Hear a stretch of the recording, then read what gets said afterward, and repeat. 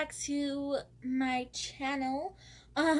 So this is week 3 of my school, of me being in school for the fall semester for RT, Respiratory Therapy School.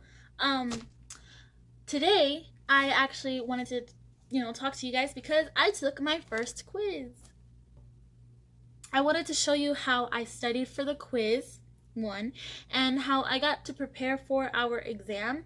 So our exam for this class, I'm just going to give you the class numbers, that way you can kind of understand like what I'm talking about, because I have 5 classes and all of them have 100 and like similar numbers in them, so it kind of can get confusing, but it's for me to know, so don't feel bad about it if you're just like, I don't know what you're talking about. So today was our quiz, and for that same class, my exam would be on the 17th. However, for the other class that is for cardiopulmonary, that exam is scheduled for this Tuesday coming up. So, time management. Yesterday, I wanted to study for the quiz, but I felt like it was going to be pointless if if the stuff on the quiz was going to end up on the exam anyways, So I was like, well, I can kick 2 birds with 1 stone and make up the study guide at the same time I do study for the quiz, because it's basically the same thing. It kind of like reiterates itself. So on my PowerPoint, like the last pages of the PowerPoint, we went over a review of what to expect for the quiz. So like underneath, like behind the PowerPoint that I had, I wrote everything that like we needed for the quiz. So I'm not gonna pull that out. I have like what I actually needed written down, because it wasn't really that much. It's a quiz. So for our exam review, however, I did not write anything or highlight anything in the PowerPoint until we finished doing the review. So I wrote everything on a separate sheet of paper, and it looks like chicken scratch. She talks really fast, but this is like everything that we needed to go over, and it's, first of all, it's in pencil. Like I don't like reading anything in pencil, because after a while I'm like, I don't know, it looks boring, it's dull. But what I do like to do is put color in it and like kind of like list. I notice I read everything top to bottom. I don't really like going left to right. Like if it's not in my face, I'm not going to pay attention to it at all. It's kind of bad, but at least I know that that's how I study. So this is what I did actually. Here's just a better view of what I was talking about. Those are the black bold letters that you see, and then down here is the questions that she already gave us that I put in fuchsia, just like a darker pink, so it can stand out a little bit better, and things that I have to remember. And then she gave us, we didn't really talk too much about this, so I put the question marks here just in case, but she did mention that we needed to know the formula, so I just broke it down of what the formula meant, and that's most likely what she'll ask if she asks anything about it. So yeah, just further down, this is the whole thing, and it ends with just quick jotted notes that I put in asterisks,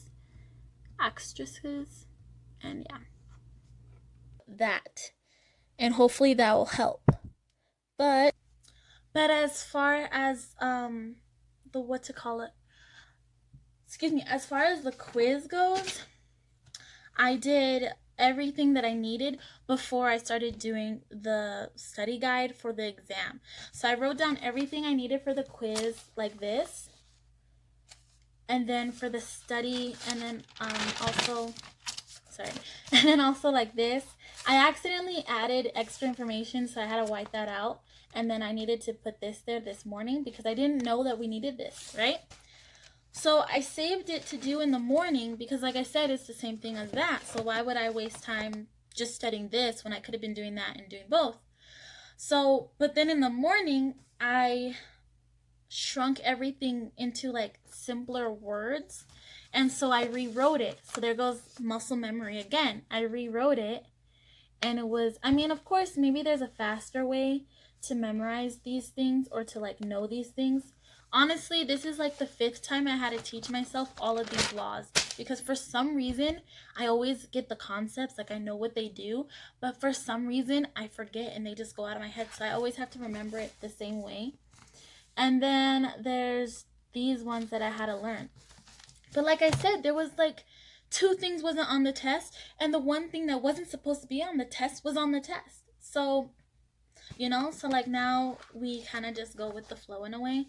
She tried to pull the same thing though earlier today. It was so funny because like I said, the rest of my group believes me now that like you can't really trust her when it comes to those things. She was like, "Oh, but don't worry, that's not going to be on the test." And they all looked at me like, and I was like, "Exactly. I'm not the only one. Like, don't try to play me, you know?" But so today I did the same thing. We went over the one that's supposed to be for cardiopulmonary, and you guys, okay, so for one, noted, this is the worksheet that she gives us is actually in our workbook, so we're able to use our textbook there of whatever it is, you know, like Egan's or whatever. I think this one's Beachy. Yeah, Beachy Respiratory Care Anatomy and Physiology. Anatomy and Physiology. Okay, so honestly, guys, I got a 92%. But then we went over it. So I have and like as a class, we were able to discuss and kind of like vote for which one was right and which one should be like a overall grade thing. Anyways, I'm pretty sure your classes do the same thing. We just fight for our grade and to like explain why we thought this and stuff. And actually, I got 3 here that were extra points, and mostly it was because of the Scantron. The book would say one thing, but then the book also would want a different answer. So on the Scantron, it would look like it'd be something else, but like the book wanted something else too.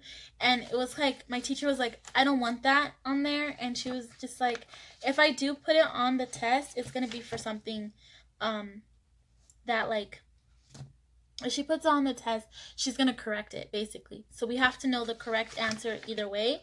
And 9 times out of 10, for me personally, I did put the correct answer, but because the Scantron wanted, like, you know, if I put A and it was like, no, the answer is C, and technically the answer is not C, then I did do them right. And that's what happened with these 3 questions here. I did them right. So I don't understand about that, but we went over what was going to be on the test again.